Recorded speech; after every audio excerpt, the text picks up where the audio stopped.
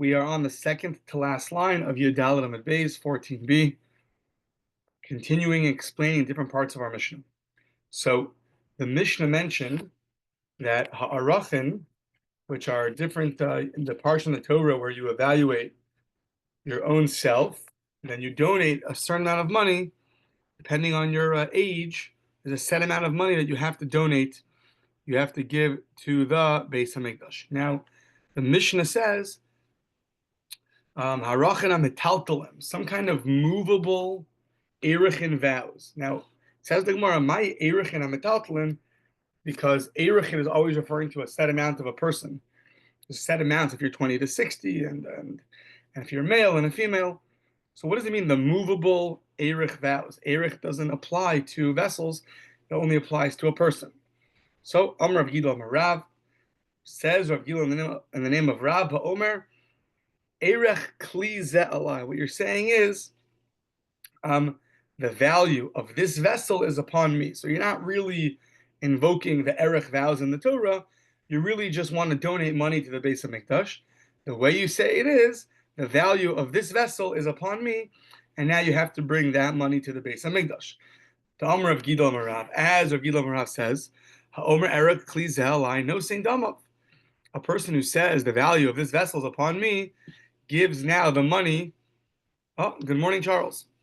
Gives good morning, Rabbi. First line of 15a. He gives that amount to the Beis Hamikdash. Now, there's interesting discussion. Does a person ever just utter words of nonsense or not? So, meaning when a person says something like this, he's saying an erech vow of a vessel, but erech vows don't apply to vessels. So Rashi says that according to this opinion, we assume the guy doesn't say things that are just for naught. Ein adam motzi dvarav levatala. A person doesn't say things just for naught. Therefore, we understand him to mean that he wants to give the value of this vessel to the Beis Hamikdash. My timer. What's the reason that this is a valid vow? Adam yodea she'ein erech lekli. A person knows that there's no erech vows for a vessel. That's not the way you donate a monetary value of a vessel. By saying the word erech, the gamar v'amar, and he knows that, and he still decided to say such a statement, and therefore we assume he's saying it. He just means to say he wants to give the monetary value of the vessel. Mishum hachi no sein damav. That's why you now have to give the value of such a movable item. So the first interpretation of the Mishnah is that when you, it's basically when you want to give, instead of saying, I'll give the value of my car to the Beis Hamikdash, you say, the erech value of my car. So a person knows that erech doesn't apply by a car, but because he knows that and he did it anyways, so therefore it's valid, and therefore he owes that money to the Beis Hamikdash. So now, says the Gemara, a technical point. So, ha'i erechin ha-metaltalin, the Mishnah says erechin of the metaltalin. It should say erechin shel metaltalin. It's not the erechin of the metaltalin. It should be erechin of the metaltalin, meaning you're just giving the value of the movable item. So it sounds like from the Mishnah, it's really the erech value of the movable item, not of the movable item. So says the Gemara, erechin shel metaltalin mi ba'ilei. Says the Gemara, you're right. Tani erech and shel metaltalin. You'll have to add in a word to the Mishnah of shell. If the only problem is shell, so teach that the Mishnah really taught the word shell also. That's what it means. Okay. That's the first answer of Rav Gidol Amar Rav. Second answer, Rav Chisda Amar Rav Avimi b'matfis metaltalin le'erechin. So he says that the Mishnah is talking about a case where you say, really, we are talking about the classic erechin cases in the Torah, which once again is a way to donate your value. Now, it's not that a person is only worth whatever is going to be 30 shekel. What it means is that there's a set amount that we allow a person if he wants to donate his worth, so to speak. So there's a set amount that when you say that, you now owe to the Beis Hamikdash. So our Mishnah is saying you want to give your worth, erech alai. However, instead of giving cash, you want to give it with movables. So let's say you don't have cash on you. All you have is you know, different things you bought from the gift shop in the airport or whatever it is. So you say Erich Alai, and you want it to go on to these movables that are on your desk. And now they're going to have kedusha, they're going to have sanctity, and now you have to donate them to the Beis Hamikdash. Says the Gemara, Hay Erich in Hamitaltalin. It shouldn't say the Erich of the Metaltalin, it should go the other way. It's Metaltalin Shel Erich in Mibayile. It's the movables that have taken upon themselves the sanctity of an Erich vow. Says the Gemara, you're right. If that's your only issue, so Tanim Metaltalin Shel Erichin, no problem. So then that's what the Mishnah means. It means Metaltalin Shel Erichin. We know the Mishnah is often written in a very short form, either to make it easier to remember or to facilitate the necessity of an oral Torah, so that shouldn't be forgotten. So sometimes, a hay here and a shell here, that's not going to be the biggest problem. If that's your problem, just add in the word, metaltalin shel erichin. Okay. Third opinion, Rabbi Abo Omar, Ba'omer erki alai. When you say erki alai, when you say my value, and now what happens, you don't have any money. You said your value, you now owe whatever it is, 30 zuz to the Beis Hamikdash, but you don't have anything, and you're not paying up. So comes the Kohen to your house and says, "Let's go. I'm taking some of your stuff. You owe it to the Beis Hamikdash." But Kohen ligbos mimenu metaltalin. He's coming to your house and taking some of your movables, which are which you owe to the Beis Hamikdash. So that we say metaltalin b'shlosha karkos ba'asara. Movables need 3 people to evaluate your movables and assess how much they're worth, and then give it to the Beis Hamikdash. Karkos ba'asara. But land will need 10 people. Amrli Ravach midifti l'Ravina bishma la'afukim hektish bein shlosha ela le'iyule lehektish shlosha lamali. I understand when I am redeeming something which is holy and making it mundane, I have to make sure I assess it so that I don't make hektish lose out. So if I have something that is kodesh, I want to redeem it onto coins or whatever it is. That I understand why I need 3 people to assess exactly how much this holy object costs. But in this case, we're taking your movables and giving it to hektish. Whoever says that needs 3 people to assess. So Amarle, it's a svara. It's a simple svara. It's simple logic. Mali iyule, mali afuke. What's the difference if I'm removing something from its holy state or I'm bringing it into a holy state? At the end of the day, afuke my time dilmatai. Why, when you're bringing something from sanctity to a status of mundane, do you need 3 people? Because maybe they're going to make a mistake, and really, it cost $1,000, and you're redeeming it only on a coin of $800 or whatever it is. So to avoid a mistake, you need 3 people to come and assess it. So too, when you want to give to hektish, when you want to give your movables that you owe to make them holy, you also can't make a mistake. Maybe you actually, if your movable is worth more than what you thought, and you underevaluate it, then hektish is losing out. If hektish owed $50, you took 3 movables that are only worth $45. You've just made hektish lose out $5. Therefore, you need 3 people to come and assess it to make sure that we give hektish the requisite amount.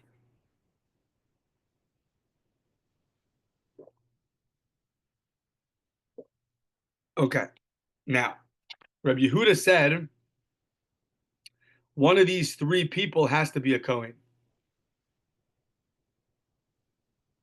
So now, Rabbi Yehuda Omer. So I'm going to Rabbi Abaye. Bishlam Rabbi Yehuda. Rabbi Yehuda, I understand why. It says Kohen in that parsha, the Herich HaKohen. So that's why you need one of the 3 guys to be a Kohen. But Elul Rabbanon, who don't require a Kohen Lama Lahu, why does the Torah say Kohen? If you don't need a Kohen for your evaluation, why does the Torah specify a Kohen? Says the Gemara, Kasha, you're right. That is a difficulty. According to the Rabbanon's reasoning, they have that difficulty. Okay. So now, Hakarkos tisha, when it comes to land and you want to assess, you want to redeem land which is holy onto, making it mundane, you have to make sure you have 9 people and 1 Kohen. So where does this number of 10 come from? Interesting that in this case we don't need a even bezdin. I think this might be one of the first times you saw this so far. So you need 10 people. Okay. Minahani mili. How do I need 10 people? Where does that come from? Amar Shmuel, Asara Kohanim Ksuvin Beparsha. In the parsha of redeeming things from sanctity to mundane, it says Kohen 10 times throughout all the parshas.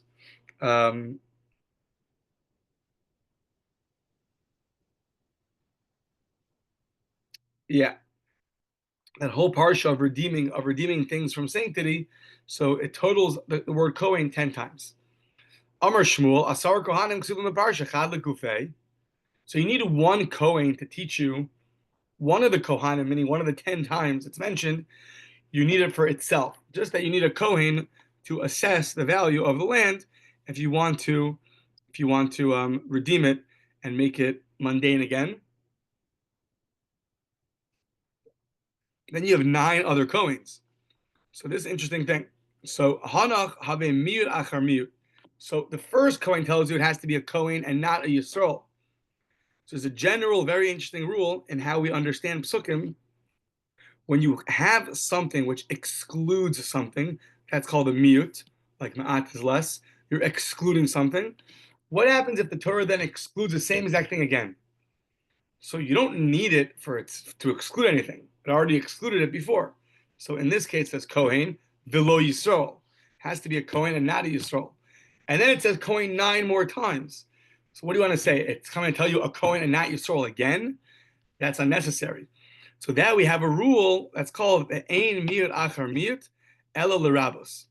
It must be that the next time it says Kohen, it's to teach you not that it's a Kohen and not a Yisrael, but it could even be a Kohen or a Yisrael. The Ein Miut Achar Miut Ela L'Rabos. So therefore, the fact that it says Kohen 9 more times, that teaches you that it could even be a Yisrael. It doesn't have to be a Kohen. Since we don't have back-to-back exclusions of the same thing, it must be it's coming to include. What's it including? It's including a Yisrael. So now, Maskeva Rav Huna Breder of Nasan. So what do you have? You have 10 times it says the word Kohen. 1 time you need it for itself, to teach you a Kohen and not a Yisrael. Then you have 9 more times it says Kohen. To include, it could be even a Yisrael.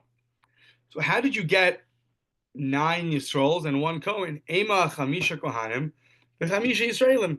Maybe it's really 5 Kohanim and 5 Yisraelim. Why? So Rashi goes through it that the first Kohen teaches you that you need a Kohen. The second one is not going to come to exclude a Yisrael, so he'll say it could even be a Yisrael. Then the third Kohen comes and says that you need another Kohen. And then the fourth one's going to come and say that it could even be a Yisrael. And then the fifth one's going to come and say it could be a Kohen. And then 6th, even a Yisrael, 7th, a Kohen, 8th, a Yisrael, 9th, a Kohen, 10th, a Yisrael. And if you go in that pattern, you're going to come out that you need really 5 Kohanim that you need. And 5 extra words of Kohen will come to include a Yisrael. And therefore, your count should be 5 and 5. It shouldn't be 9 and 1. And on that, we say, you're right. Good question. Kasha. Okay, now the Mishnah mentioned this cryptic 3 words, v'adam keyotze behen, and a person is similar to them, similar to the land, that he needs 9 people, regular people, and 1 Kohen to evaluate him. Says the Gemara, what does that mean? Adam mikadosh. You don't sanctify yourself to the base of Mikdash. So what does that mean? Amar Rabbi Abahu, va'omer demei alai. What it means is you're giving your monetary worth. Titania, let's see how this works. Ha'omer demei alai. If a guy says, I want to give whatever I'm worth, that amount in the base of Mikdash, how do you evaluate him? Now, it's interesting. He didn't say Erech alai, he said demei alai. Demei alai. So what do? Shamin oso ke'eved hanimkar b'shok. Obviously, a person is is priceless.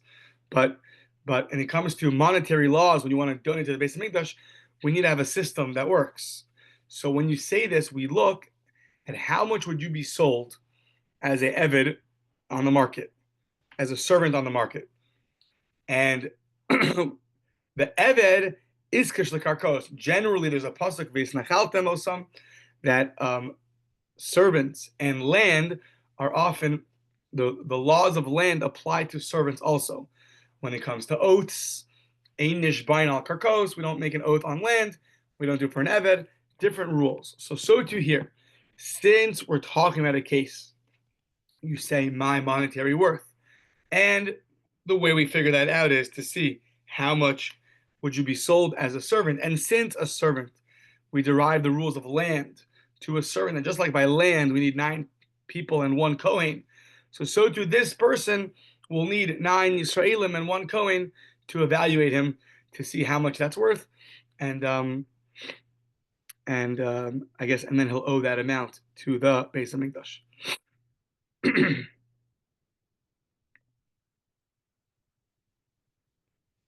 Okay, while we're on this topic, an interesting question. Bayi Rebbe Oven.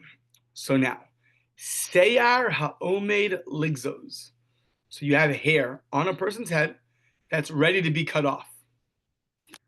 So Seyar ha'omed ligzos bekama. How many people do you need to evaluate that? Meaning, is that like a movable? Is it kigazuz dami ubeshlosha? You view that hair as a movable because it's, even though it's attached to your head. However, so let's say like this: you sanctified. Okay, it's time for a haircut, and the person's hair grew very long, and now he sanctified the hair that's ready to be cut to the Beis Hamikdash, and now he wants to redeem it. So now he wants to redeem that and donate that amount to the Beis Hamikdash. So now, do you judge this hair that's ready to be cut?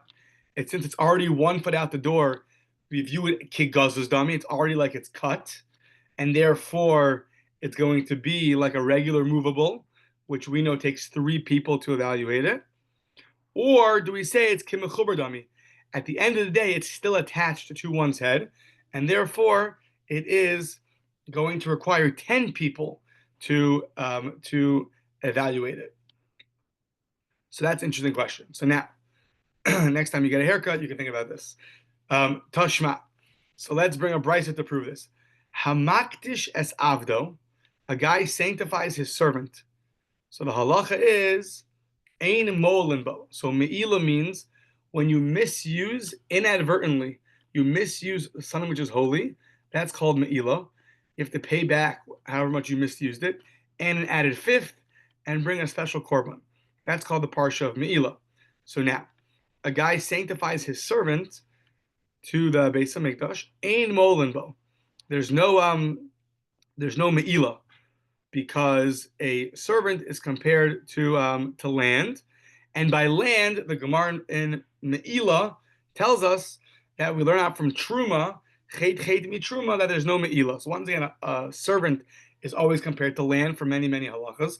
Land, there's no parsha of me'ila, which is getting inadvertently pleasure from something which is holy, and therefore by a servant, there's no halacha of me'ila. Okay, Rabbi Shimon Gamliel Omer, but molin b'sa'aro.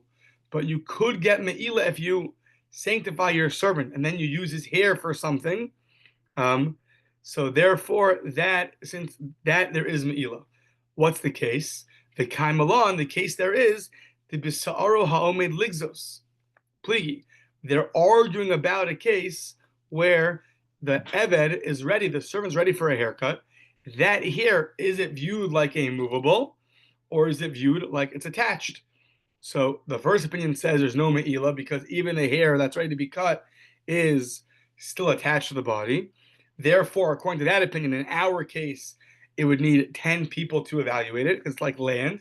Rabbi Shimon ben Gamliel says, no, there's still me'ila by the hair that's ready to be cut, because he views that it's already 1 foot out the door. It already has the halachas of a movable.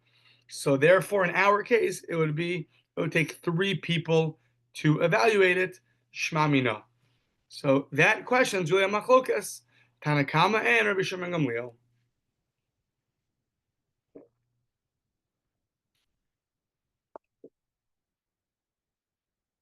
I don't know at what stage does hair become viewed as needed to be cut. So there's halachas by Hilchos Avelos, by mourning, that when can you cut your beard? Some opinions say when someone tells you, okay, it's time, you look pretty bad. So in this case, I don't know exactly what's the stage where you view hair as ready to be cut. Is it a subjective stage or is it an objective stage? That I'm not sure. I don't know what the objective stage would be exactly, but no, no. So, okay. So now, Nema Hani Tanai Kahani Tanai. Let's say these 2 opinions are like the following 2 opinions. Now, like we mentioned earlier, a Nema and Ema and a Lema always gets rejected. So we're going to suggest it's like the following 2 opinions. However, we're going to reject it. What are these 2 opinions? The Tanan, Reb Meir Omer, Reb Meir says in of Mitzia, Gittin, Shavuos, okay? It's the 4th place. So 4 places in Shas that he says the following statement, or that it's brought down at least. Reb Meir Omer, Yesh Dvarim Shein Karka, Ve'ein Karka. Some things are like Karka, and some things are not like Karka.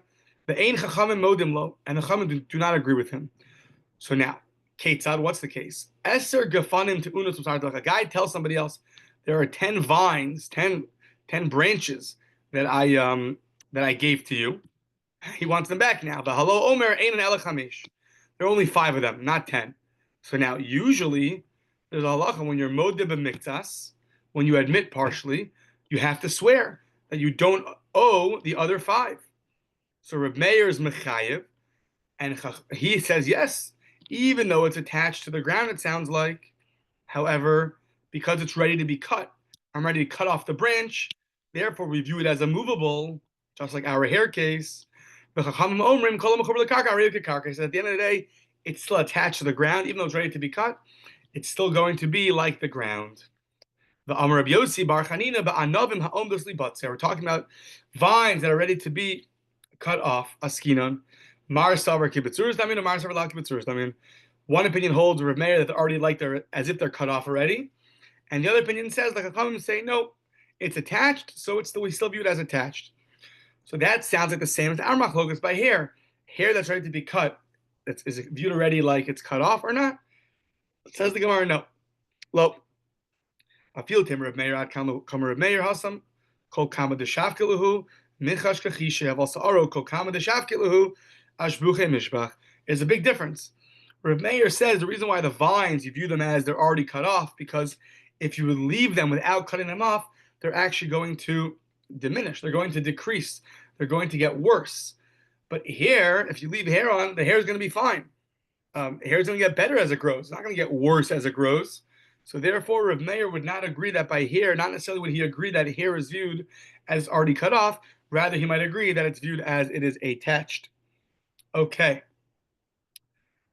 Now, continuing the Mishnah, we said Dine Nefashos. So capital punishment requires 23. And the first cases was Haroveya v'Hanirba. So Roveya, Arnirba are 2 forms of bestiality. So a roveya is an ox that comes upon a woman, and hanirba is an animal that comes upon a man. So in both of those cases, it's a capital punishment case, and both the person and the animal get killed. Okay, so now let's see. Kapasak Vitani, the halacha is clear as follows. Lo shna roveya zachar, velo shna roveya nekema. The halacha doesn't change if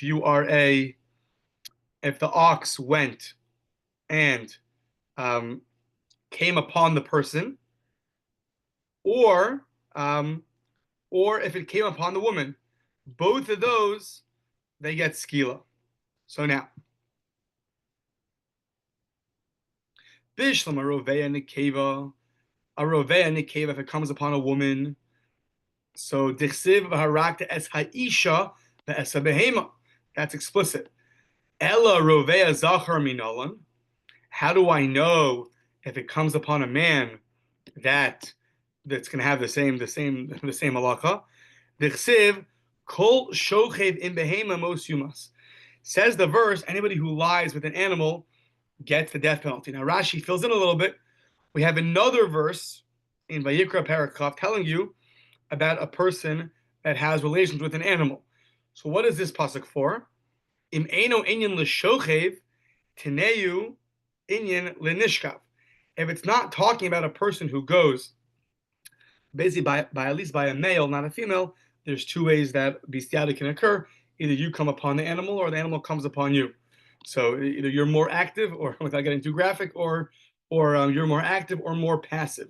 So im eino inyan l'shochev tineu inyan l'nishkav. We have another verse already in Vayikra Chav telling us if a man is more active with the animal that he gets killed. This pasuk therefore is open for interpretation. It must be telling you that even if the animal comes upon the person is more passive, he still gets killed. The avke rachmana b'lashon shochev. So if that's true, why the Torah used the lashon of shochev? Sounds like a more active form, even though it's referring to a more passive form. La'akushe nishkav l'shochev, to teach you that whether a male is more passive or more active, it's going to have the same halacha. Ma shochev hu ubehemto be'esim v'shlosha, af nishkav hu ubehemto be'esim v'shlosha. Whether a male is more active or a male is more passive, so they're both going to get capital punishment with 23 people. Yeah.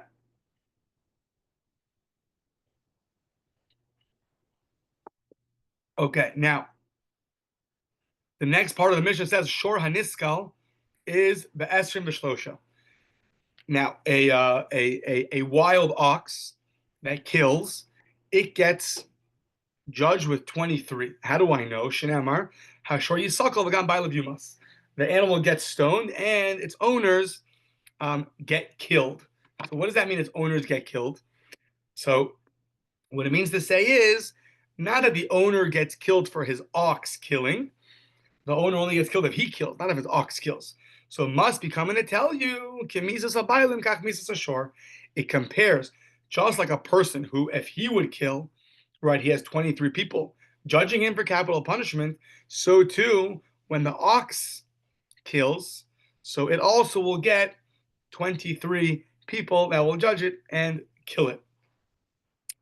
Now we're going to go back and forth now, trying to figure out, is it possible that a person could get killed even when his ox kills? Because we're going to want to know, maybe interpret the end of the verse, the gam ba'alav yumas, literally, and the owner will also be killed. That's what it sounds like. And if you would read it that way, then it wouldn't be open to interpret the way we're interpreting it, to compare the death of the owner to the death of the ox, and then the ox wouldn't have 23. But our Mishnah says that it does. So how does our Mishnah know conclusively that that's true? So that's the discussion for the next 10, 15 lines. Amar le Abai le Rava. Asks Abai to Rava, Mimai dehai b'gam ba'alav yumas lechemisas abaylim kak misas shor huda asa.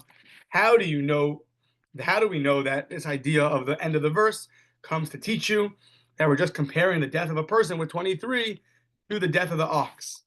Turning the page, what else can it be coming to tell you? Malik kala huda asa. It's coming to teach you, like the verse sounds like, that the owner gets killed. Imkain, if that's true, lichtov v'gam ba'alav. If the Torah wanted to say that, so it should just say v'gam ba'alav. Hashor yisakel, the animal gets killed, v'gam ba'alav, and also its owner. What's v'gam ba'alav yumas? Just say v'gam ba'alav, v'lishtuk, and then be quiet, and then we'll know that. The fact that we don't do that must mean that really we're not teaching you that idea that the owner gets killed. Rather, we're teaching you that just like the owner has 23 people, it's a capital punishment. If he kills somebody, so too the animal has 23 people, and it has capital punishment too. So now, if the Torah would have written v'gam ba'alav, havamina, you know what you would have thought? Maybe really the owner does get killed for his animal killing somebody. Just it couldn't say v'gam ba'alav, because you would have thought that the person gets skila. you would get stoned. Now, that can't be because beskila sagadaitach. How could the person himself get skila, get stoned? If he himself kills with his own two hands, he gets killed by the sword. Katal ihu b'sayif, mamonu beskila. And if his money kills, so then his money gets then he'll get stoned. It's counterintuitive. How could you, when you're less active in a killing, you get a more strict punishment? Doesn't make sense. If you yourself kill, you only get a sword. You get killed by the sword. And now your ox kills, and you're going to get stoned. So that can't be what you would have thought, because that doesn't make any sense. Even so now, the dilma hayi de kasarachmana yumas. So maybe like this, when it says yumas, it's coming la'akule ilave, la'afuke mesayif lechenek. Maybe really, if it said if a gam bailav, you would have got the same as you would have got if you would have killed somebody. But since it's your animal killing and not you, the Torah says yumas to knock you down a level. Whenever the Torah says yumas or mace in the Torah, the regular punishment is chenek, strangling. So maybe we're lowering you from sayif lechenek. If you kill with your own two hands, you get the sword. If your animal kills, you get a lower punishment, which is strangling. And maybe that's what the Torah teaches you. And therefore, we don't have any, it's not open to interpret that we need 23 to kill your animal. So now, so now, I understand why I cannot read the verse this way, and I have to interpret it like we did before in the beginning to teach you that an animal gets killed by 23, but a person does not get killed if their animal kills. That's very good if you say chenek chamor. If strangulation is more strict, so then there's no way to say that you would have thought that we get killed by the sword, and now we're lowering you down to strangulation, because there's one opinion that holds that strangulation is more chamor, it's more strict, and we can't give you a more strict punishment than we would give your animal. But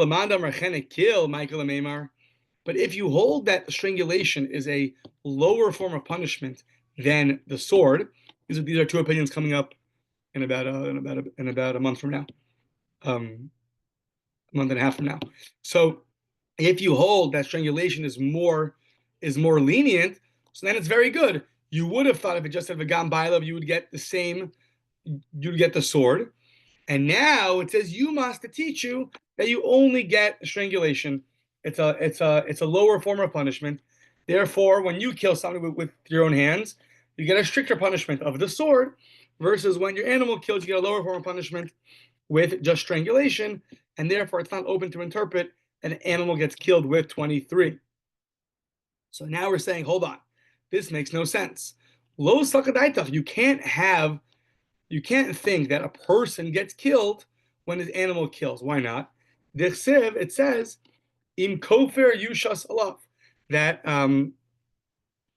sometimes you can give, so to speak, restitution. You can pay back with money. So now, if you deserve the death penalty, then how can the Torah tell you you can pay money and that'll be like a restoration for yourself? If you deserve the death penalty, how can the Torah tell you in this case you can just pay back money and you'll, so to speak, that'll like restore your soul, so to speak. By paying money, you'll get atonement. The Haksiv, it says, by someone who deserves a death penalty, lo tikchu kofer lenefesh rotzeach.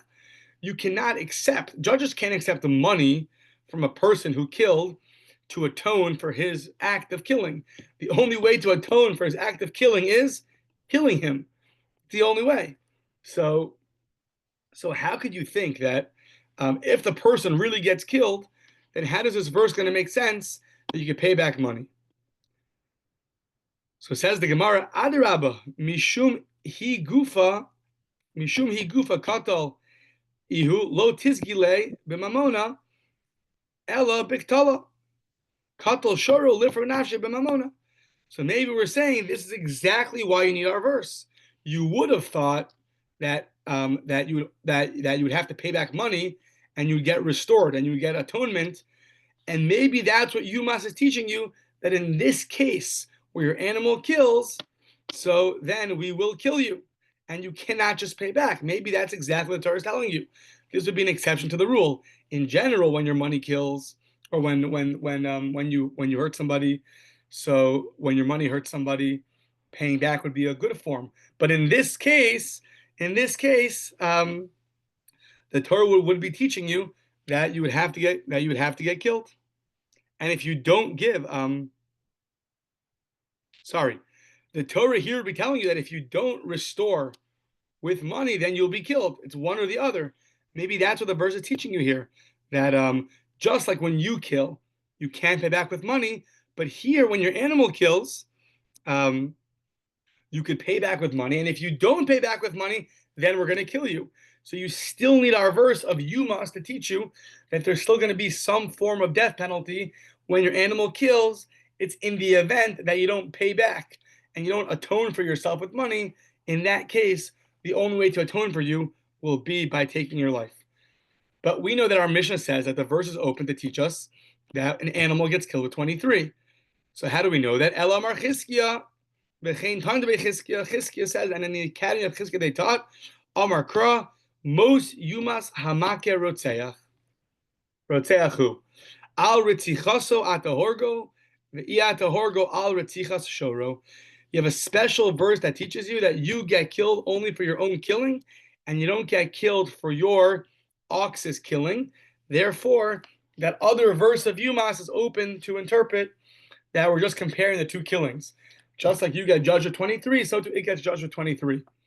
But you see that you need a special verse to teach you that an ox, if your ox kills, you should really get the death penalty.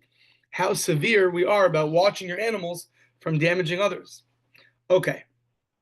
Now, parenthetically, we're going to ask now, Ibailahu, we know that when we got the Torah, a person, an animal, could not come near Har Sinai.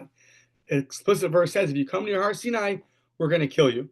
The assumption in this Gemara is that when Yisro came along, before we got the Torah, and he already set up Sanhedrins, so we already knew that a person gets killed with 23. Interesting, even before the Torah was given. But we're asking, but on an animal, we're not sure. Shor Sinai Bekama. So Tosfos asks already, who cares? It has no practical ramification, but maybe just to understand the verses better. So now, Mi Gomer Shah Midoros, do we learn out something which happened temporarily, just in that moment of getting the Torah, from something which is for all generations? Olo, can you learn out Har Sinai from our halachas or not? Tashma the Tani Rami Bar Yecheskel im behema im ish lo yichya ma ish bechav gimel af behema bechav gimel. The verse teaches us that that verse over there by Har Sinai compares a person to a animal, and just like a person we knew already has 23 people that go to kill him if he touches the mountain, so too if your animal comes to touch the mountain, we're going to kill the animal with 23 judges also. Okay, now we had a list of wild animals in the Mishnah, and we had a machokas about them. So we had a zev, a wolf, a lion, a bear, a leopard, and a bardalis, which is some kind of wild animal, and a snake. The first opinion said you have to kill them with 23 people. Rabbi Eliezer said whoever kills it first is zocha, merits something. So now we're going to ask, what was he talking about? What was Rabbi Eliezer talking about? And we're going to have two opinions. Amar Reish Lakish, v'hu shehemiso. These animals that are mentioned, you can only kill them once they've killed. Avalo hemisulo. But if they have not killed, so then you can't just go and kill them. Meaning, Rashi explains here like this. One second, let's read one more line. Alma kasavar yesh lahem tarbus. This means that this Reish Lakish holds, these animals could be raised. They could be domesticated on some level. They could be raised by people. The yesh lahem bailim. Meaning like this. These wild animals, if you need them to kill somebody first before you're allowed to kill them, that shows you that when somebody goes and buys a bear from the local bear store or a lion, he's able to sort of watch it. Since he's able to watch it, he's considered the bailim over it. He's now considered the owner over the animal. If you're unable to watch these animals, the fact that you happen to go buy it, but you don't have possession of it, they're considered hefker. Because if you can't watch it, so then you don't own it. That's what Rashi explains the Gemara. You're only called a bailim if you're able to teach it not to damage. If you cannot train it not to damage, then you're not considered the owner of the animal. It's interesting. It's going to be hefker. So now, if Reish Lakish holds that you can only kill the animal once it's killed somebody, that shows you that really they could be trained. And since they could be trained before they do something terrible, you're not allowed to just walk into someone's house and shoot his bear dead. If it kills somebody, then it shows you that apparently they're not able to be trained, or the person didn't train them. If he didn't train them, he's not considered their owner. They're still considered wild and ownerless, and then you're allowed to kill them. Rabbi Yochanan Amar, no. Af al pi shelo himisu, even though they didn't kill anybody, you're allowed to just walk up to a lion and shoot it dead, or a bear. I assume nowadays in a zoo, it's very protected. It's not really dangerous to people. They have to do that to probably get their license for a zoo. So I assume there you can't walk up and just shoot a lion in the Oregon Zoo. But assuming you saw one of these animals around, you can go and shoot them. Alma kasaver ein lahem taros. According to Rabbi Yochanan, they're not able to be trained. Ein lahem bailim, and therefore they're not considered the owners of the animal. They're just considered a hefker, and therefore, if it's hefker, that means it's ownerless. Then you can go and you can kill them. Now, Tanan, we have a Mishnah, Rabbi Yezer Omer, Kol hakodem lahorgan zocha. Our Mishnah says, whoever kills them is zocha. So what do you zocha in? What do you merit? So Bishlam Rabbi Yochanan, who says that they're always hefker, they're always ownerless. So you know what? When you kill them, you know what happens? L'mai zacha, zacha la'oran. You get to keep their skins because they're ownerless. Ela l'reish lakish, l'mai zacha. According to Reish Lakish, so what do you zochen? Why? Maybe you're zochen the skin. No. According to Reish Lakish, he says, once the animal kills, we now view it like it has the death penalty on it. And the halacha is, once an animal has a death penalty on it, it's now usher to get hanal. You're not allowed to get any benefit from it. So once it kills, Shavinu Rabban, the rabbis considered it kiman de gomer dinayu. It's as if it had already established a death penalty on it. Meaning, even though it never got judged with 23, but according to Rabbi Eliezer, you don't need that, and therefore it's already viewed like it's totally judged, and it has a death penalty on it. Therefore, it's isur hananinu. Therefore, it's prohibited to get any benefit from it. So, what do you zacha? What do you merit? Zacha l'shamayim. Shamayim is happy with you. In Shamayim, they're happy that you prevented something from happening, and you did the right thing. You're zacha l'shamayim. You get merits in heaven. Okay.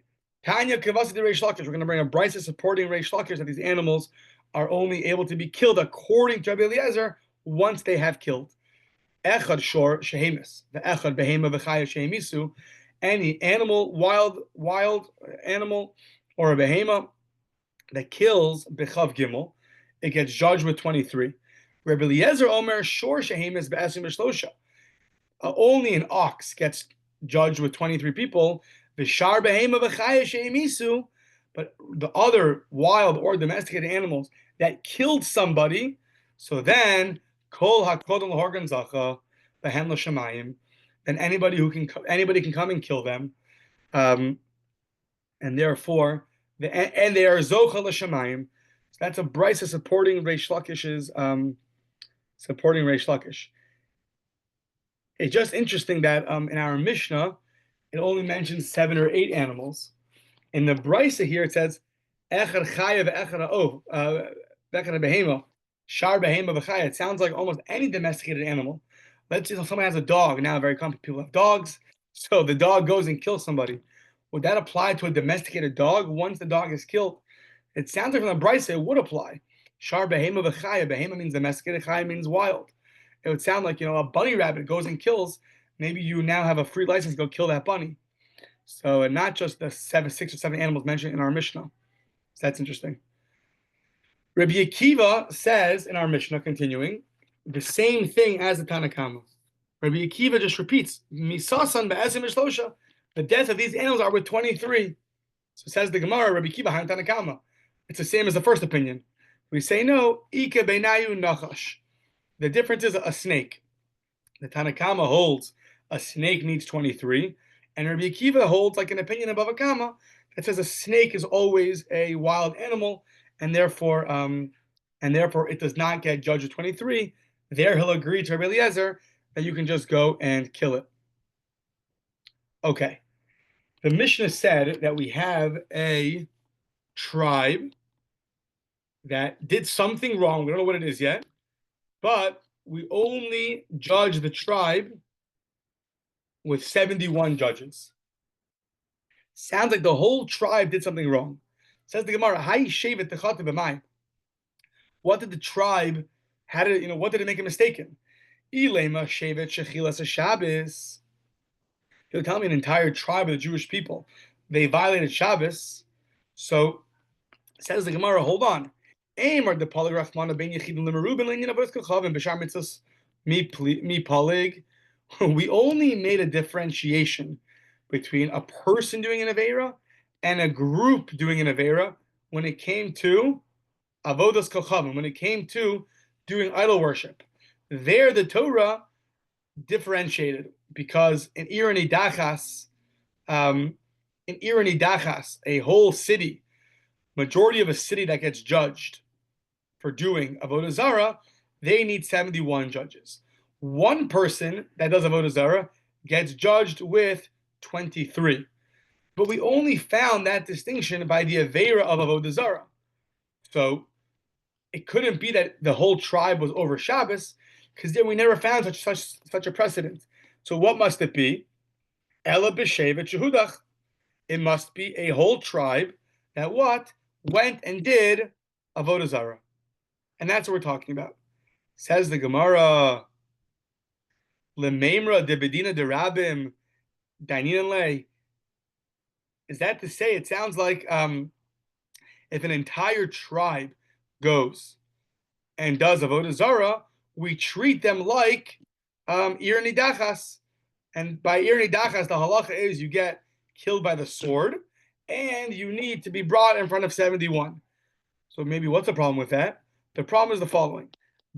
So the problem is it's Kiman, it's Lo Rabbi Yoshe, Lo Rabbi Yonasan. Rabbi Yoshe and Rabbi Yonasan have a disagreement.